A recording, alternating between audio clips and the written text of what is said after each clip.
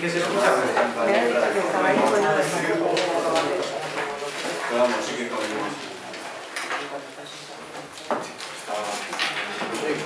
Muy bien.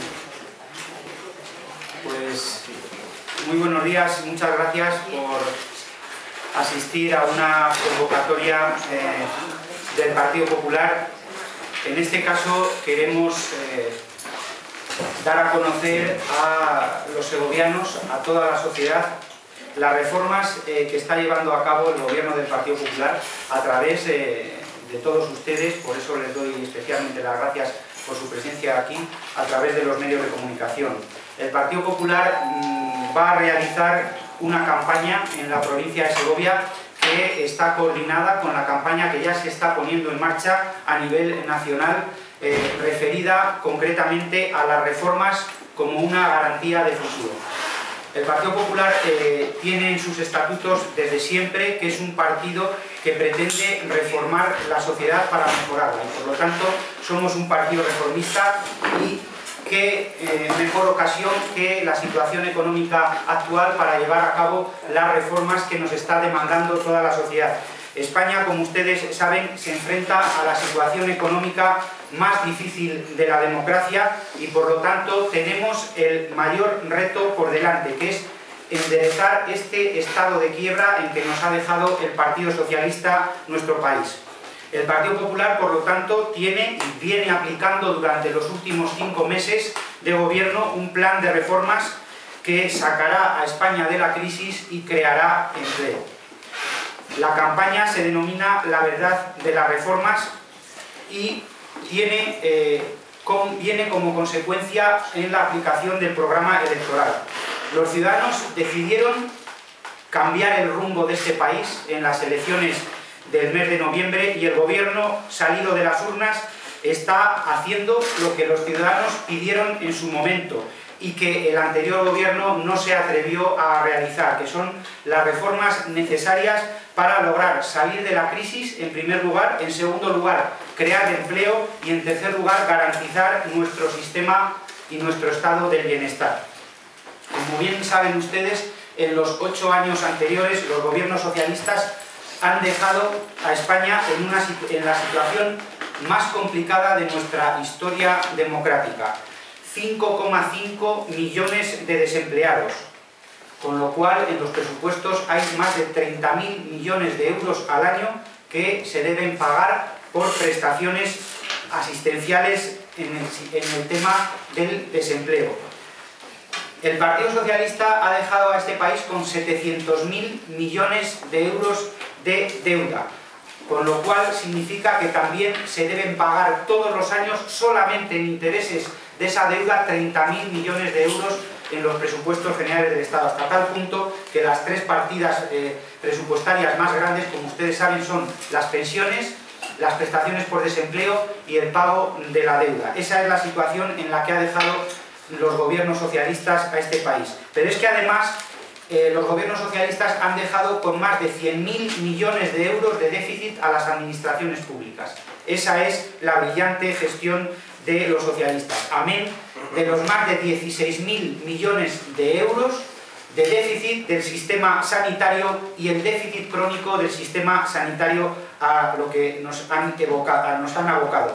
Además también, y como ustedes conocen por todos los informes internacionales, el Partido Socialista ha dejado al sistema educativo español en la mayor crisis de la historia, en el mayor fracaso escolar de toda Europa. Y por si eso fuera poco, han dejado 40.000 millones de euros del Ministerio de Fomento en facturas de obras sin pagar. Esta es la situación por la que algunos protestan contra el gobierno actual del Partido Popular.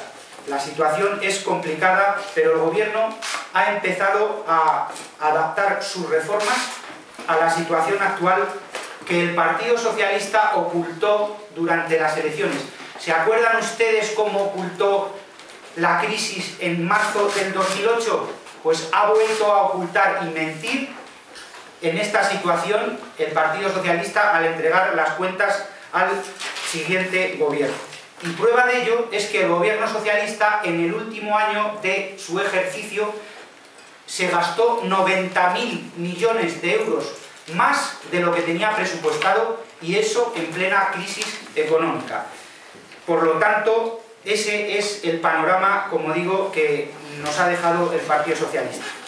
Ante esto, ¿qué hay que hacer? Pues hay que tomar decisiones que, aunque no nos gusten, son imprescindibles, y entre ellas son la austeridad y las reformas que luego les voy a relatar. Los recortes de gasto, por lo tanto, que está haciendo el gobierno del Partido Popular son para pagar la factura del despilfarro socialista durante los últimos 8 años. Y parece ser que algunos creen que las medidas son el objetivo. No, las medidas no son el objetivo es sacar a España de la crisis y crear empleo. Y por ello, Mariano Rajoy defiende la necesidad de combinar ajustes con crecimiento económico. La palabra mágica que ahora a algunos se les ha ocurrido, que es el crecimiento, llevamos, como les voy a demostrar después en las reformas que se han puesto en marcha, 5 meses haciendo. Combinar ajustes con medidas de crecimiento. La clave en toda esta cuestión es compaginar el gasto, el control del gasto que ha sido desmesurado por parte de las administraciones, con las reformas y las políticas de crecimiento que está poniendo en marcha el gobierno del Partido Popular.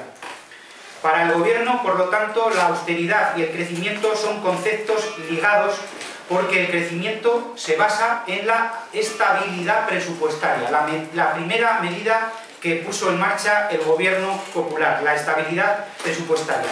Y fíjense ustedes que en este sentido España necesita 3 cosas para crecer. En primer lugar, necesita austeridad en el gasto público. En segundo lugar, necesita estímulos a la economía. Y en tercer lugar, necesita reformas estructurales. En lo que se refiere a la primera de las cuestiones, la austeridad en el gasto público, no se opone ni mucho menos esta austeridad al crecimiento, sino, como les digo, al despilfarro que han llevado a cabo los gobiernos socialistas.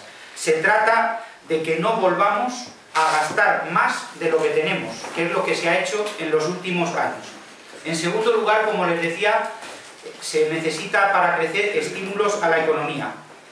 Y se han puesto en ese sentido más de 35.000 millones de euros para las pymes y para los autónomos en el plan del pago a proveedores que no se atrevió a hacer el anterior gobierno socialista. Y en tercer lugar, se necesitan reformas estructurales. Reformas como la reforma laboral, la reforma financiera, la reforma administrativa y la reforma educativa y la reforma sanitaria. Y por lo tanto, dentro de pocas fechas vamos a empezar a hablar con estas reformas, en vez de paro, vamos a empezar a hablar de empleo. En vez de crisis, vamos a empezar a hablar de crecimiento, aunque no lo quieran los responsables de esta situación, que son los socialistas. Por lo tanto, la primera reforma que les voy a intentar explicar a grosso modo es la reforma de la economía y la reforma financiera. En primer lugar, como les he dicho anteriormente, con la aprobación de la ley de presupuestos, el proyecto de ley de presupuestos en los que son esenciales los presupuestos presentados por el Partido Popular en las Cortes, tanto en el Congreso como ahora esta misma semana en el Senado, son esenciales para recuperar la confianza y para reducir el déficit. Y hay que tener en cuenta que estos presupuestos son extraordinarios porque responden a una grave situación económica que nos ha dejado el gobierno socialista y que les he explicado. Y priorizan, es verdad, el ajuste en las administraciones y las organizaciones políticas. No sería de recibo que estemos pidiendo sacrificios y ajustes a las familias y a las pequeñas y medianas empresas y luego las administraciones públicas siguiéramos despilfarrando como ha hecho el Partido Socialista en los últimos años. Y por lo tanto, estos presupuestos creemos que son los más adecuados, como ya se les ha explicado a ustedes por parte de los parlamentarios del Partido Popular. En segundo lugar, se supuso la aprobación como segunda reforma económica de la Ley de Estabilidad Presupuestaria y Sostenibilidad Financiera, para que nadie gaste más de lo que ingresa. En tercer lugar, también ha supuesto, entre estas medidas económicas que ha llevado a cabo el Gobierno, el cumplimiento de los objetivos de déficit por parte de la Administración, pero no solamente por parte de la Administración del Estado, de las comunidades autónomas y de las corporaciones locales. Lo que existía con anterioridad al gobierno del Partido Popular era un desmadre administrativo total que no tenía que estar permitido, y los que han hecho precisamente esto son los que ahora más critican el ajuste de las administraciones públicas. Y como les decía anteriormente, hasta ahora los que han hecho el ajuste han sido las pequeñas y medianas empresas por el decrecimiento económico y las familias porque deben seguir pagando impuestos. Y, por lo tanto, a la hora de pedir ahora el esfuerzo, les corresponde ese esfuerzo realizarle a las administraciones públicas. Yo sé que algunas fuerzas políticas no quieren y que quieren seguir despilfarrando dinero público, pero de algún sitio hay que sacar. En cuarto lugar, también se ha puesto en marcha, como les decía anteriormente, una medida económica importante, como es el plan de pago a proveedores, inyectando más de 35.000 millones de euros a las pequeñas y medianas empresas y a los autónomos. La deuda de las administraciones públicas, las facturas sin pagar que tenían las administraciones públicas, como esos 40.000 millones de euros que tiene sin pagar el Ministerio de Fomento y que a algún responsable público habría que pedirle cuentas sobre ello. También se ha aprobado un código de buenas prácticas en lo que se refiere a la economía, en el tema del desahucio. A muchas familias el Gobierno, a través de las propuestas parlamentarias, está intentando que no se produzcan estos desahucios en las casas, la situación en la que nos ha dejado, como digo, el Partido Socialista. Y por primera vez en la historia, estos que tanto pían, se ha puesto un límite a los sueldos de los directivos de las bancas, de la banca. Muchos años de gobierno socialista, pero aquí cada uno cobraba lo que le daba la gana. Por primera vez se ha puesto un límite a estos sueldos de los banqueros. Y también, adicionalmente, se ha hecho una dotación de 22.000 millones de euros para, como les digo, crecer en línea SICO para los emprendedores. 22.000 millones de euros en lo que se refiere a esas líneas para emprendedores. Nosotros no sabemos qué significa eso que llaman el crecimiento por parte de otras fuerzas políticas, pero sí que sabemos las medidas de apoyo al crecimiento que está tomando el Partido Popular, y por eso queríamos decírselas. En segundo lugar, la reforma laboral. En la reforma laboral, que lo principal es que se ha hecho un nuevo contrato para apoyo a los emprendedores y se ha incentivado la contratación para jóvenes y parados de larga duración. Y se ha fomentado también la contratación estable. ¿Y qué se ha hecho para fomentar esto que les estoy comentando? Pues en primer lugar, unas deducciones fiscales a las empresas de más de 3.000 euros por cada trabajador contratado, por cada trabajador fijo. Y además de una rebaja del 50% en la prestación por desempleo. ¿Y qué incentivos fiscales se han llevado a cabo, además de estas deducciones fiscales? Pues se han bonificado, por un lado, la contratación de jóvenes en 3.600 euros a cada emprendedor que contrate un joven, y también se ha bonificado con 4.600 euros la contratación de cada parado de larga duración de más de 45 años. Estos han sido las cuestiones fundamentales en los que se ha cimentado la reforma laboral, porque nuestra primer obligación y nuestro primer presupuesto, como les decíamos en la campaña electoral, lo primero es el empleo. Además de que se han incorporado más de 70 enmiendas de otras fuerzas parlamentarias a esta reforma laboral en el Congreso. La tercera reforma, pero no por ello menos importante, es la reforma de la Administración. El Gobierno lo que pretende es reformar la Administración para hacerla más austera y más eficiente. ¿Y qué es lo primero que ha hecho el Gobierno? Pues en primer lugar, reducir los consejos de administración de todas las empresas públicas, quitar empresas públicas que lo que hacían era crear empleo de los amiguetes con carné, y en tercer lugar, reducir los organismos públicos. Eso en un principio a lo mejor ha generado parte de desempleo porque había mucho enchufado por parte en las administraciones públicas, pero lo que se ha hecho ha sido reducir esos consejos. En segundo lugar, se ha puesto un límite del sueldo a los directivos de las empresas públicas, que antes no lo tenían. Se ha limitado, por lo tanto, ese sueldo de los que prestan servicios en las administraciones públicas. Lo que no se ha hecho ha sido rebajar el sueldo a los funcionarios públicos, como hicieron otros hace unos años. También se han procurado medidas de unidad de mercado y con normas, porque como ustedes saben, en muchas cuestiones de organización empresarial se tenían hasta 17 normativas distintas para crear una empresa. Y también se ha puesto un tope de gasto a las autonomías y a los ayuntamientos. Y se pretende, con la próxima ley de bases de régimen local que ha anunciado el Gobierno que modificará, y la próxima ley de haciendas locales, se pretende que no existan duplicidades en la administración, que una administración es la que lleve una sola de las competencias. Por lo tanto, esas son las grandes líneas de la reforma en la administración, que ha podido llevarse a cabo porque los gobiernos del Partido Popular, tanto en las comunidades autónomas como el Gobierno central, están comprometidos en la rendición de cuentas y la eliminación de esas duplicidades administrativas que, como digo, se están llevando a cabo en la actualidad. También se ha preparado una reforma de la sanidad. Nosotros vamos a explicar lo que es la reforma sanitaria, y los pilares en los que se basa esa reforma sanitaria. Por eso les hemos presentado a ustedes una sinopsis de lo que significa esa reforma sanitaria, que hará, yo creo, un modelo más solidario, más equitativo y más justo al Sistema Nacional de Salud. Y se van a seguir conservando los 10 pilares en los que se basa el Sistema Nacional de Salud. En primer lugar, la sanidad va a seguir siendo gratuita, no se va a cobrar por la asistencia sanitaria, aunque algunos así lo quieran. En segundo lugar, va a seguir siendo una sanidad justa, porque va a proteger a los más desfavorecidos, y todo ello es que, por ejemplo, los parados sin prestación, que antes pagaban el 40%, no pagarán nada. En tercer lugar, va a seguir siendo una reforma solidaria, porque van a aportar más aquellos que tengan más. Las rentas superiores pagarán más según el pago de los medicamentos.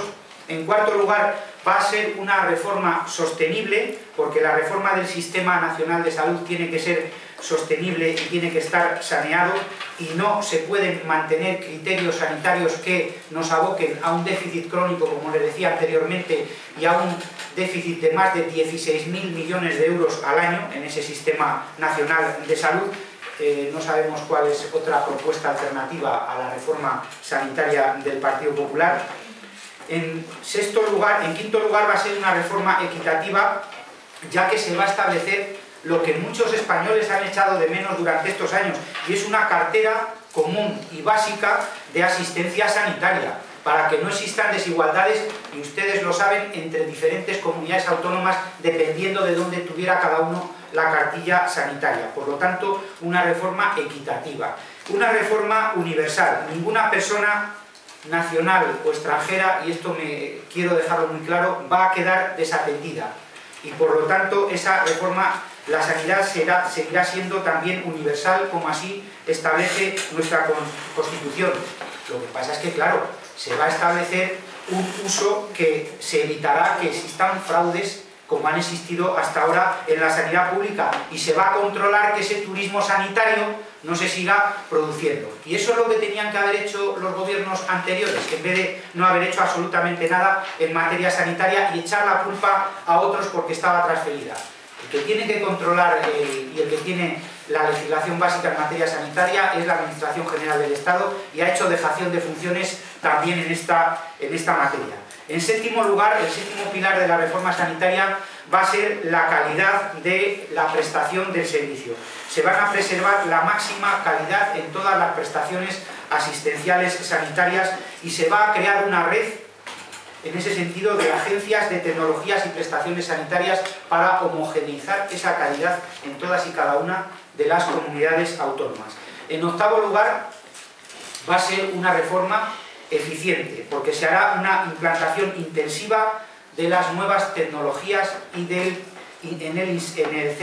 los centros de salud. Y también va a ser una reforma Eficaz porque impulsará el uso de genéricos como así se está produciendo, además de que se pondrá en marcha un pacto sociosanitario entre la Administración Central del Estado y las comunidades autónomas, precisamente para redundar en esa eficacia de que ahora adolece el Sistema Nacional de Salud. Y en décimo lugar, el décimo pilar de la reforma sanitaria será el desarrollo profesional, que facilitará la movilidad de los profesionales entre las comunidades autónomas, que ahora está siendo constreñida por algunas normas malentendidas de las comunidades autónomas. Por lo tanto, se elaborará también un catálogo homogéneo de categorías profesionales dentro de cada, como digo, de la reforma sanitaria. Y en quinto lugar, habrá una reforma educativa también. La reforma de la educación en España es una asignatura pendiente yo diría que en los 30 años de la democracia es una asignatura pendiente, porque además existe un factor en la actualidad en la educación en España.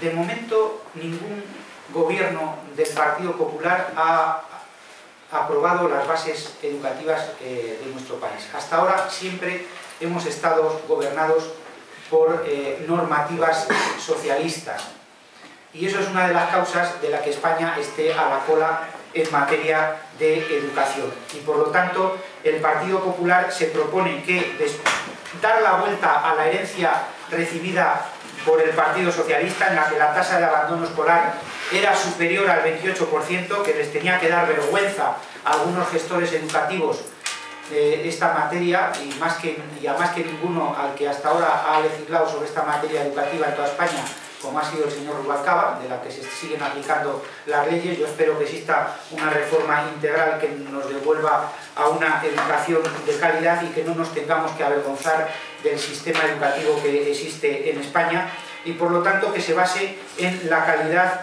de la enseñanza. Y ya digo, no solamente en la enseñanza que tenemos en la actualidad. Yo creo que las medidas propuestas por parte del Partido Popular y por parte del Gobierno son necesarias para garantizar una educación pública y de calidad. Hay algunos que se les llena la boca con la palabra pública, pero que luego solamente ejercen de talibanes, que es lo más contrario a la tolerancia. Y por lo tanto, como digo, la reforma educativa del Partido Popular se basa en que se aprobará, entre otras cosas, un estatuto del docente, y lograremos para los profesionales también un reconocimiento social y profesional del que ahora adolecen y que merecen.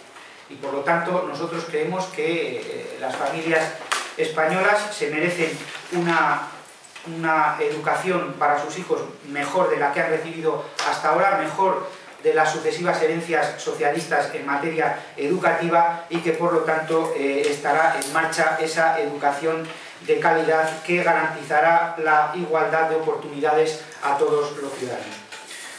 Nosotros en ese sentido, y ya para finalizar, creemos que con las reformas del Gobierno, el Partido Popular va a conseguir, con la ayuda de los españoles, que España salga adelante y que salga fortalecida de la crisis. Estamos pagando ahora, como les decía, los incumplimientos del gobierno socialista, y el gobierno popular está poniendo los cimientos para la recuperación de España. Y a la hora de reducir gastos y repartir los esfuerzos que todos tenemos que hacer, se está procurando que estas reformas sean lo más justas y lo más educativas. Como decía Mariano Rajoy hace unos días, nos va a tocar hacer en 2 años lo que otros han sido incapaces de hacer en 2 años, en los 8 años anteriores. Pero un gobierno está para gobernar y no para mirar para otro lado cuando existen problemas. Y yo, por mi parte, nada más, cederle la palabra brevemente al secretario provincial, porque estas reformas que les queremos hoy explicar a ustedes, también queremos explicarles a toda la sociedad segoviana. Gracias, buenos días a todos y a todas. Y efectivamente, el Partido Popular de Segovia va a desarrollar una campaña diseñada para su desarrollo en el territorio de la provincia una campaña que intentará desmontar las mentiras socialistas de las que sus voceros más mediáticos han intentado en los últimos meses intentar poner negro sobre blanco, basado en estas tres líneas que se presentan hoy: la verdad de las reformas, la verdad de la educación y la verdad de la sanidad. Desde el Partido Popular de Segovia hemos confeccionado diferentes equipos que se van a reunir tanto política como finalmente como sectorialmente en el ámbito de nuestra provincia. Así, el próximo sábado, día 2, realizaremos en Torrecaballeros una reunión con todos los representantes municipales y vecinos de la zona sur de Segovia, en el Salón de Actos del Ayuntamiento de Torrecaballeros. El viernes 8 de junio, en el Salón de Actos también del Ayuntamiento de Sancho Nuño, realizaremos la reunión territorial correspondiente a la zona de Santa María y de Cuéllar. Y el viernes 15 realizaremos en el Salón de Actos del Ayuntamiento de Sepúlveda la reunión con toda la zona nordeste. Además de estas reuniones, como digo, donde estarán todos los representantes del Partido Popular, todos los cargos electos del Partido Popular, realizaremos también diversas reuniones sectoriales en este próximo mes de junio con el ámbito sanitario y social de nuestra provincia, con el ámbito de educación, con el ámbito económico, representado en la Cámara de Comercio y en la Federación Empresarial Segoviana, también con los colegios de abogados y procuradores. Saben también que el tema de justicia está ahora mismo en proceso de reforma, y también realizaremos una acción sectorial con el colectivo, con la plataforma del AVE, que sabemos también en los últimos días pues está bastante en boga en el ámbito de nuestra ciudad por la cuestión de los horarios.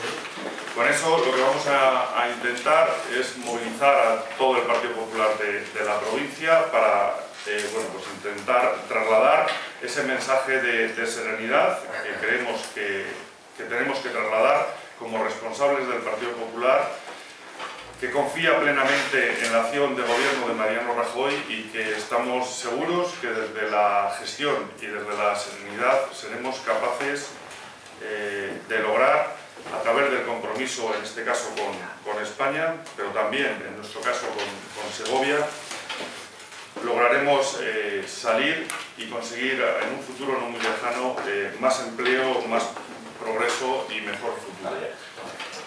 Nosotros, como digo, vamos a movilizar a toda la estructura provincial del partido, pero también todos los cargos electos, que son quienes van a conformar los equipos. Los equipos van a estar conformados por representantes tanto del Congreso como del Senado, como de las Cortes de Castilla y León y de la Diputación provincial, y seremos quienes llevaremos a cabo esas reuniones tanto de ámbito sectorial como de contenido orgánico que desarrollaremos en los municipios de la provincia. ¿Alguna cuestión? Bien, ¿alguna pregunta ahora? Sí, voy a aprovechar un poco colateralmente. Creo que ha pasado un comunicado usted sobre el tema de los trenes. Me imagino que